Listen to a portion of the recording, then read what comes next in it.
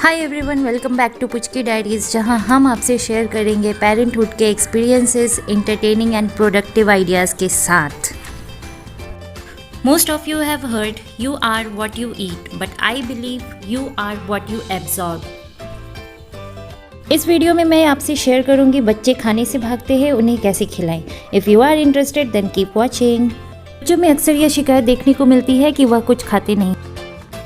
इस टॉपिक पे मैंने कुछ रिसर्च किया है और पाया है कि इसके कई कारण हो सकते हैं, तो आइए जानते हैं। नंबर 1, अपना पसंदीदा भोजन खाने की आदत। बच्चे भी हम बड़ों की तरह किसी खास भोजन की ओर ज़्यादा आकर्षित रहते हैं। वही चीज़ खुश होकर खाते हैं जो उन्हें बेहद पसंद होती है। बहुत से बच्चे हर चीज़ खाना पसंद नहीं करते और यह बहुत ही सामान्य बात है। ऐसे में आप चाहते हैं कि आपका बच्चा हर चीज़ खाए, तो हर भोजन के साथ देने का प्रयास करें, चाहे वो सुबह का नाश्ता हो, दोपहर का खाना हो, रात का डिनर हो, या फिर नए नए तरीक़ों से बनाने की कोशिश। उदाहरण के लिए, अगर मैं उबली हुई दाल में थोड़ा सा नमक डालकर अपनी बेटी को देती हूँ तो वह इसे नहीं खाती, लेकिन अगर उसे इसी दाल में हरी सब्ज़ी या साग डालकर देती हूँ तो वह बहुत खुश होकर खाती है। ऐसे प्रयोगों से मैं समझ जाती हूँ उसे क्या पसंद है और क्या नहीं। माता पिता के रूप में आपको तब तक प्रयास करते रहना है जब तक आप अपने बच्चे की इस आदत को बदल नहीं देते। पॉइंट नंबर 2, ज़बरदस्ती भोजन ना खिलाएं। बहुत सारे पेरेंट्स को मैंने देखा है कि बच्चे जब खाने से भाग जाते हैं या नखरे करते हैं, तो ऐसे में बहुत से पेरेंट्स अपने बच्चे को ज़बरदस्ती खाना खिलाने की कोशिश करते हैं। ऐसे में बच्चा या तो उस खाने से इनकार कर देता है या फिर खाने के बाद उल्टी कर देते हैं। ऐसी परिस्थितियों में आपको कभी कभी बच्चों की भी अपनी मान लेनी चाहिए। यदि आपके बच्चे कभी कदार नहीं खाना चाहते तो उसे मजबूर ना करें। जब उसे भूख लगेगी तो वह स्वयं ही इसके लिए पूछेगा। बहुत बार ऐसा होता है कि आपको बहुत इम्पॉर्टेंट काम रहता है और बच्चे को खाना खिलाना ज़रूरी होता है, तो उस केस में आप उसे बाहर घुमाने को ले जाएं या फिर कुछ खेल खेलें, जैसे हाइड एंड सीक, फुटबॉल, या फिर एक छोटी सी स्टोरी सुनाई जिसमें हाथी, घोड़ा, बिल्ली, चूहा जो भी हो, और वो बच्चा वो स्टोरी सुनते सुनते सारा खाना खा लेंगे। पॉइंट नंबर 3, ध्यान भटकाने वाली चीज़ें एटलीस्ट खाने के समय बच्चे से दूर रखें। बच्चे बहुत आसानी से डिस्ट्रैक्ट हो जाते हैं, कोई भी छोटी सी हरकत उनका ध्यान भटका देती है।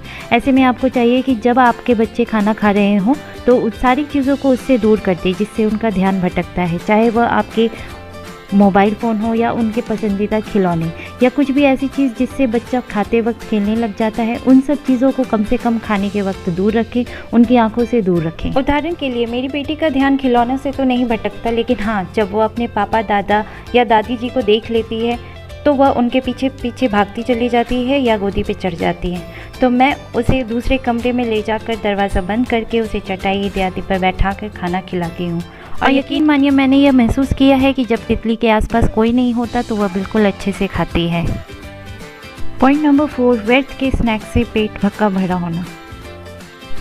एक और इम्पॉर्टेंट पार्ट जिस पर हम अक्सर ध्यान नहीं देते वह यह कि भोजन के समय के पहले हल्के फुल्के स्नैक्स देकर बच्चे का पेट भर देते हैं। यह स्नैक्स कुछ भी हो सकता है, जैसे चिप्स, घर के बनाए हुए पकौड़े, कुकीज़, बिस्किट, यहाँ तक कि फल भी।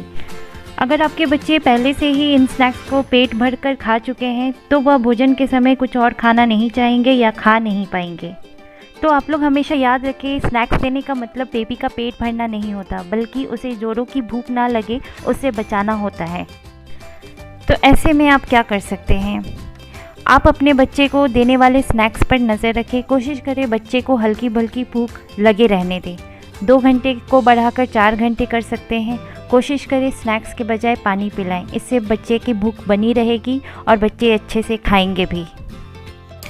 पॉइंट 5, सो के उठने के बाद तुरंत खाना ना खिलाएं। अक्सर माता पिता में देखा गया है कि बच्चे सो के उठे और उसे खाना खिलाना शुरू कर दिया। ऐसे में बच्चे कुछ दिन खाएंगे और फिर खाने से भागने लगेंगे।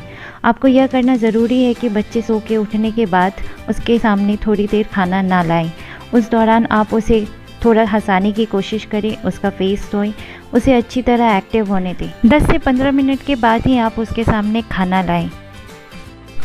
मैंने ये भी नोटिस किया है कि बहुत सारे बच्चे एक इंसान से बैठकर एक जगह पर खाना नहीं चाहते। वे चाहते हैं खेल खेल में खाना खाना और चाहते हैं कि उसे कोई और अन्य खाना खिलाए। कुछ अन्य तरीके भी हैं जिसे मैं अपनाती हूँ तितली को खाना खिलाने के लिए, तो आइए शेयर करते हैं। कुछ खाना कार्टून डिज़ाइन वाले प्लेट में देना या फिर कुछ खाने को कार्टून डिज़ाइन में बदल देना। ये बहुत ही मज़ेदार तरीका होता है और बहुत काम आता है। ऑलराइट, मैंने ये भी नोटिस किया है कि बच्चे हमेशा दूसरों बच्चे को देखकर जल्दी खाना सीखते हैं। बीच बीच में आप अपने बच्चे को दूसरों बच्चों के साथ खाने दें, उसे खेलने दें, इससे बच्चे जल्दी खाना सीखेंगे और मांग कर खाएंगे।